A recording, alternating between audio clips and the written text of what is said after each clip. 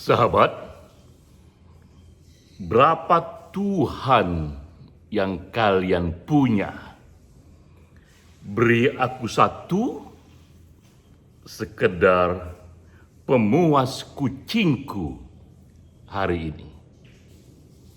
Itulah cuplikan puisi dari Sutarji Kasubahri. Puisi berjudul Kucing yang ia tulis tahun 1973, 48 tahun yang lalu. Ini ekspresi cinta Tuhan, ekspresi pencarian Tuhan yang sangat tidak biasa dalam ekspresi yang sangat berbeda. Saya lanjutkan lagi membaca penggalan puisinya itu. Aku pasang perangkap di Afrika. Aku pasang perangkap di Amazon. Aku pasang perangkap di Riau. Aku pasang perangkap di kota-kota. Siapa tahu nanti ada satu Tuhan yang kena. Lumayan kita bisa berbagi. Sekerat untuk kau, sekerat untuk aku. Jadi demikianlah cuplikan dari puisi Sutarji. Kerinduan yang digambarkan dengan cara itu, bahwa Tuhan dicari dengan memasang perangkap di Amazon, memasang perangkap di kota-kota. Siapa tahu ada satu Tuhan yang kena. Seperti di awal ia katakan, berapa Tuhan yang kalian punya? Beri aku satu. Bagaimana kita memahami ekspresi tak biasa dari Sutarji ini? Kita menangkap ada kedalaman dalam menghayati Tuhan. Kita menangkap ada jiwa yang lapar mencari Tuhan, tapi diekspresikan dengan satu ungkapan yang sungguh tak biasa. Menyelami puisi Sutarji ini, saya justru ingat lukisan Picasso. Picasso membuat lukisan di tahun 1907 yang sama menggemparkannya, yang sama-sama mengekspresikan dengan cara tak biasa. Lukisan Picasso itu diberi judul Ladies of Avignon, Ladies of Avignon, Wanita Avignon, tahun 1907, ia buat 114 tahun yang lalu. Saya beri contoh, ininya bentuk lukisannya. Silakan dilihat di sini. Ini wajah wanita yang dibuat dalam lukisan Picasso itu. Ya. Ini lebih detail lagi. Wajah wanita yang saya zoom biar lebih terlihat tegas ya. Kita lihat di sini mata yang tak biasa, hidung yang tak biasa, wajah yang tak biasa dari seorang wanita di tangan Picasso. Saat itu para seniman bertanya, juga wartawan, Picasso, wahai sang pelukis, mengapa kau melukis wanita dengan cara demikian? Nah, ini yang Picasso katakan dan juga relevan dengan puisinya Sutarji. Kata Picasso, saya seorang pelukis. Saya bukan juru kamera. Saya juga bukan cermin kaca yang hanya memantulkan wajah wanita. Saya seorang pelukis, dan apakah wajah yang nampak pada manusia sebenarnya? Juru kamera dan cermin hanya menangkap potongan wajah apa adanya, tapi seorang pelukis menangkap apa yang ada di balik wajah, apa yang ada di dalam wajah. Pelukis menangkap jiwanya dan diekspresikan dalam kanvas. Nampaklah itu kemudian satu lukisan yang berbeda dibanding lukisan zamannya. Tak hanya letak mata, hidung, mulut yang tak proporsional, tapi juga badan yang kotak-kotak dengan segala macam variasinya itu. Ya. Tapi bagi mereka yang punya satu pengalaman estetik lukisan yang panjang, segera memahami bahwa walau ia tak melihat wajah biasa, namun ada gelora di sana. Ada satu ekspresi batin di sana tentang seorang wanita yang unik, yang justru lebih bergejolak dibanding jika wanita itu dipotret atau dilukis secara biasa saja.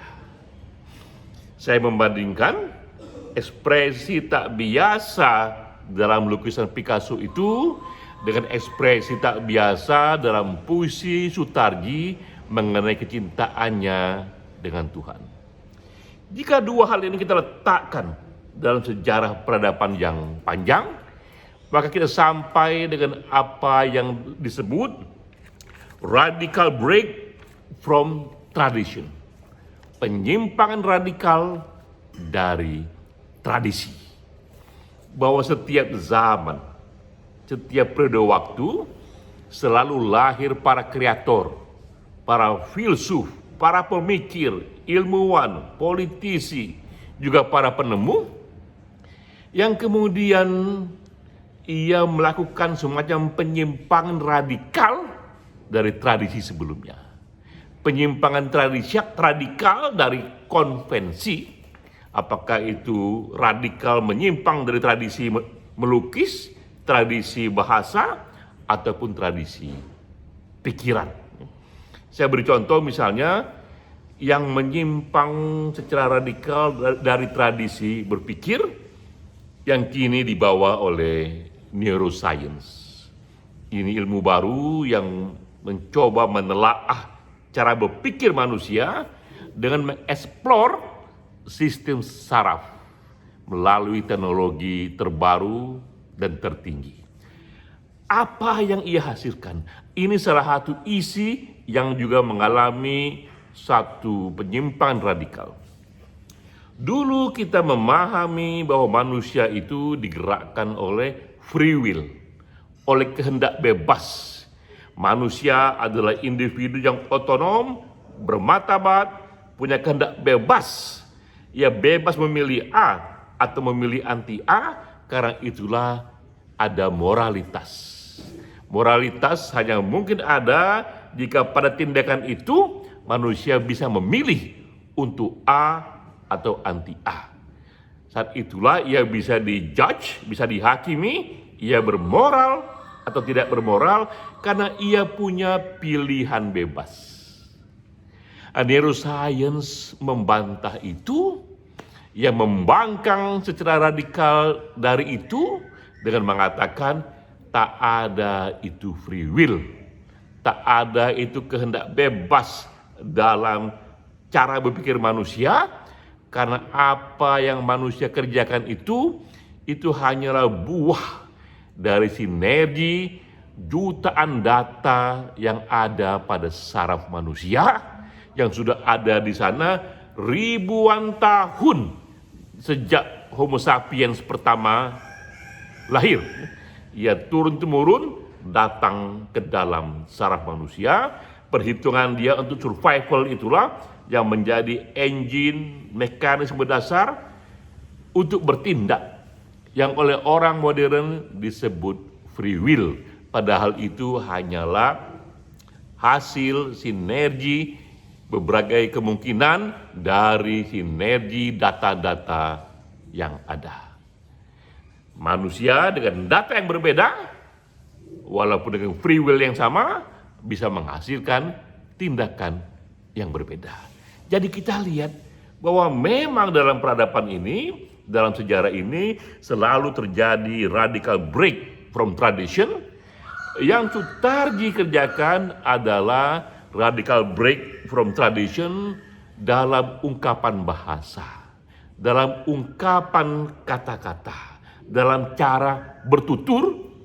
Jika kita baca tradisi sufi sejak zaman Rabi'ah Adawiyah sampai kepada Muhammad Iqbal, ya, juga ada Rumi di sana, umumnya mereka mengekspresikan cinta pada Tuhan, kedalaman pada Tuhan dengan kata-kata yang umumnya konvensional, sama dengan bahasa-bahasa agama. Tapi memang Sutarji dalam puisi Kucing ini, ia mengekspresikannya dengan cara-cara yang katakanlah ini cara-cara urakan, tapi meninggalkan satu kesan kedalaman, satu kesan originalitas, ya. Seperti ia katakan tadi, berapa Tuhan yang kalian punya, beri aku satu. Ini tak bisa kita artikan secara literal bahwa Sutarji menyatakan Tuhan itu banyak, ya, beri aku satu dan sisanya buat kalian. Tapi ini harus dimengerti secara metafor. Ada begitu banyak kedalaman orang-orang yang mencari Tuhan. Berilah aku satu sesuai dengan apa yang mengeyong dalam batinku itu. Sekali lagi, saya menikmati puisi Sutarji ini. Sudah 48 tahun yang menulis puisi ini. Sekarang Sutarji sudah berusia 80 tahun.